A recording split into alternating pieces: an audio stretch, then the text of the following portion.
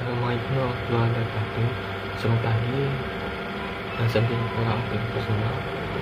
Kali ini saya akan menjelaskan materi tentang proposal. 1. Pengertian proposal. Proposal adalah tulisan yang dibuat oleh penulis dengan maksud untuk menjelaskan rencana dan tujuan suatu kegiatan kepada para pembaca dan tujuan suatu kegiatan sehingga mereka mendapatkan pemahaman tentang tujuan kegiatan tersebut secara lebih jelas dan detail. Berikut pengertian proposal menurut para ahli. 1. Menurut KBBI atau Kamus Besar Bahasa Indonesia, proposal berarti rencana yang dituangkan dalam bentuk rancangan kerja. 2. Menurut Wiki, proposal adalah suatu bentuk rancangan kegiatan yang dibuat dalam bentuk formal dan standar. Ketiga, menurut Hasdun Anwar, proposal adalah rencana yang disusun untuk kegiatan tertentu. Keempat, menurut Jai, proposal adalah alat bantu manajemen standar agar manajemen dapat berfungsi secara efisien. 5.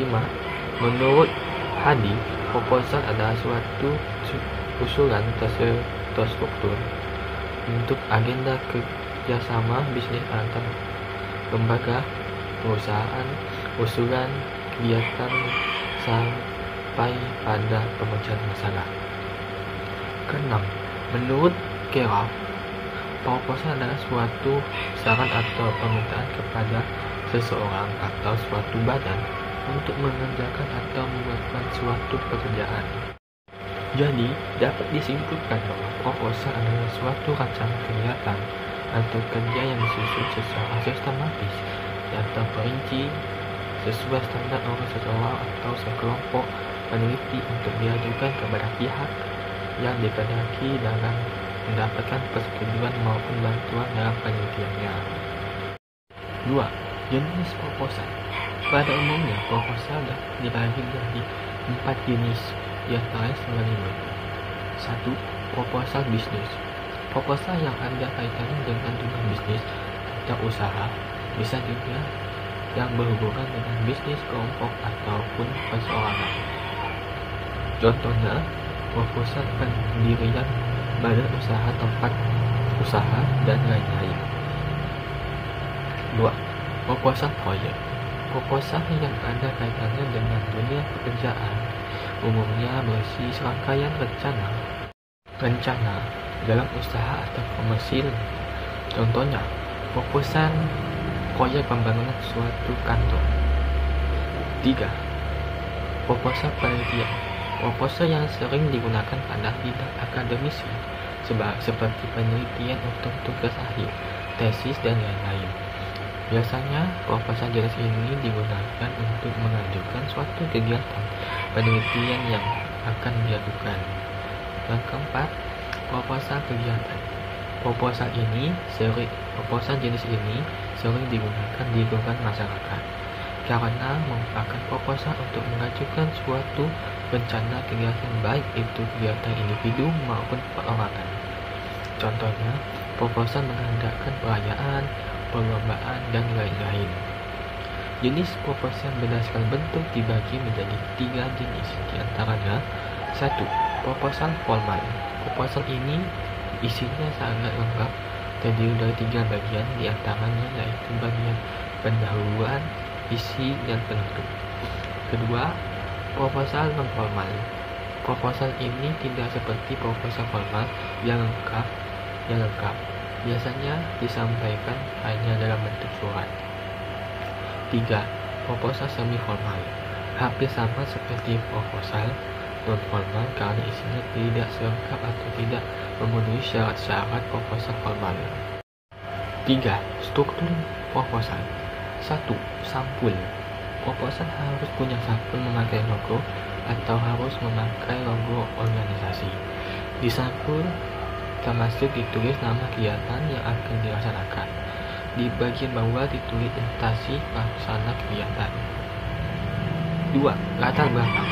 Dalam menulis latar belakang harus diketahui Tidak semestinya latar belakang ditulis, tetapi latar belakang diawali ke perihal yang berupa umum, ke perihal yang berupa khusus. 3. Nama kegiatan. Nama yang akan dilaksanakan terhadap kegiatan tersebut. 4. Tema. Tema kegiatan yang ditulis sesuai dengan tema yang disepakati secara bersama dengan terhadap forum atau tema yang sudah tersedia sebelumnya. 5. Tujuan. Target dilaksanakannya kegiatan tersebut dan mencakup alasan kegiatan ini. 6. Jenis kegiatan atau acara kegiatan. Jenis kegiatan atau acara yang akan dilaksanakan. Seluruh model kegiatan harus ditulis karena instansi akan melandang banyaknya kegiatan yang direncanakan. Setiap kegiatan harus dijelaskan maksud dan tujuannya. 7. Sarana promosi. Keuntungan dari sponsor. Sarana promosi berasal dari banner, pakaian, pamflet, brosur, produk, spanduk, audio, dan hitungan bagian pesan sponsor. Besar pesan yang disumbangkan oleh sponsor menentukan besar atau kecilnya logo sponsor. 8. Estimasi anggaran. Kuantitas alokasi keseluruhan dana yang akan digunakan ditulis secara detail dengan harganya, mulai dari perlengkapan, administrasi, konsumsi, piala, plakat, panggung, sound, dan lainnya. Estimasi anggaran adalah hal penting karena yang utama diperiksa oleh instansi adalah anggaran. 9. Penutup. Permohonan terima kasih sekaligus permintaan maaf kepada instansi, tanda tangan, dan stempel harus tersedia karena sah tidaknya proposal. Tersedia tanda tangan dan stempel. 10. Susunan kepanitiaan. Susunan kepanitiaan harus tersedia karena harus saja sponsor memakai fasilitas baju jadi memakai hitungan suatu kepanitiaan. 4. Kaidah kebahasaan dalam proposal. 1. Menggunakan istilah-istilah ilmiah, baik yang berkaitan dengan kegiatan yang akan dilakukan atau yang berkaitan dengan bidang keilmuannya. 2. Menggunakan kata kerja tindakan untuk menyatakan langkah-langkah kegiatan atau metode penelitian. 3. Menggunakan kata-kata yang menyatakan pendefinisian seperti merupakan, yaitu, yakni, dan adalah. 4. Menggunakan kata-kata yang mengandung makna perincian seperti pertama, kedua, dan selain itu. 5.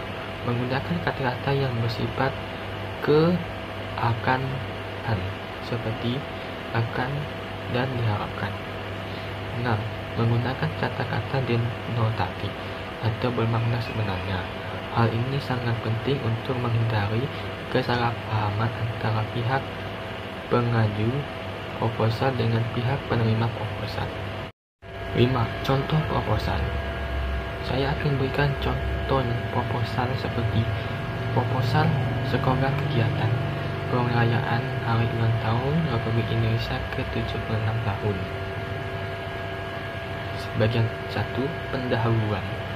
Mengingat akan datangnya Hari Kemerdekaan ke-76 yang akan jatuh pada tanggal 17 Agustus 2021, maka sudah sepatutnya kita sebagai warga negara Indonesia mengenang jasa-jasa para pahlawan yang telah gugur dalam memperjuangkan kemerdekaan Republik Indonesia. Bagian kedua, tujuan. Adapun maksud dan tujuan dari diadakannya adalah sebagai bentuk rasa syukur kepada Tuhan Yang Maha Esa. Kegiatan ini bertujuan untuk menumbuhkan rasa persatuan dan kesatuan antar siswa SMK Kesehatan Reformasi Pontianak, meningkatkan rasa nasionalisme. Bagian 3, peserta. Peserta peringatan Hari Ulang Tahun Republik Indonesia ke-76 adalah siswa dan siswi SMK Kesehatan Reformasi Pontianak kelas 10, 11, dan 12 serta para guru. Bagian 4, waktu dan tempat. Kegiatan peringatan Hari Ulang Tahun Republik Indonesia ke-76 akan diselenggarakan pada hari tanggal Selasa 17 Agustus 2021, tempat SMK Kesehatan Reformasi Pontianak. Bagian kelima, susunan kepanitiaan. Di sini terlampir Ketua Lutfi Laili Al-Habib, Sekretaris Maria Oktaviana dan Maria Vanessa, Bendahara Malaysia Triwahyuni, Seksi Acara Nurul Hadijah dan Siti Dalman Juyantari, Seksi Dokumentasi Febri Pradana, Seksi Upacara Muhammad Raihan Puji Nur Ihsan, Seksi Peralatan Putri Wardania, Seksi Lomba Arif Putra Panama, Muhammad Raihan Puji Nur Ihsan dan Lutfi Laili Al-Habib. P3K Unia Nusri Lestari, Cinta Suci Handika, dan Ananda Ayu Deswita. Bagian ke-6, rencana kerja 17 Agustus 2021 pukul 7 sampai 9. Upacara peringatan Hari Ulang Tahun Republik Indonesia ke-76. Petugas upacara dari pengurus OSIS. Pukul 9 sampai 12 perlombaan seperti balap karung, balap bakiak, baca puisi, pidato kemerdekaan, tarik tambang, dan lomba makan kerupuk. Bagian ke-7, anggaran dana. Karung 10 item sekitar Rp20.000. Bagian 6 pasang Rp50.000. Kerupuk 1 kaleng Rp70.000. Kertas kado 5 pieces Rp40.000. Konsumsi Dewan Juri Rp100.000. Benang atau tali 1 pieces Rp5.000. Perlengkapan hadiah Rp100.000. Akuntabel Rp50.000. Total kebutuhan dana sekitar Rp435.000. 8. Penutup. Demikian proposal kegiatan Hari Ulang Tahun Republik Indonesia ini kami buat, semoga bisa menjadi gambaran atas kegiatan yang akan kami selenggarakan. Tentu rencana ini tidak akan terwujud tanpa bantuan Bapak dan Ibu sekalian. Kami selaku panitia memohon dukungan baik moral dan material demi kelancaran acara yang telah kami sebutkan di atas. Acaranya semoga apa yang kita usahakan ini bisa menjadi amal soleh yang diterima Allah Subhanahu wa Ta'ala. Terima kasih. Oke, itu saja penjelasan materi tentang proposal dari saya. Terima kasih sudah menyimak dan menonton, dan sampai jumpa.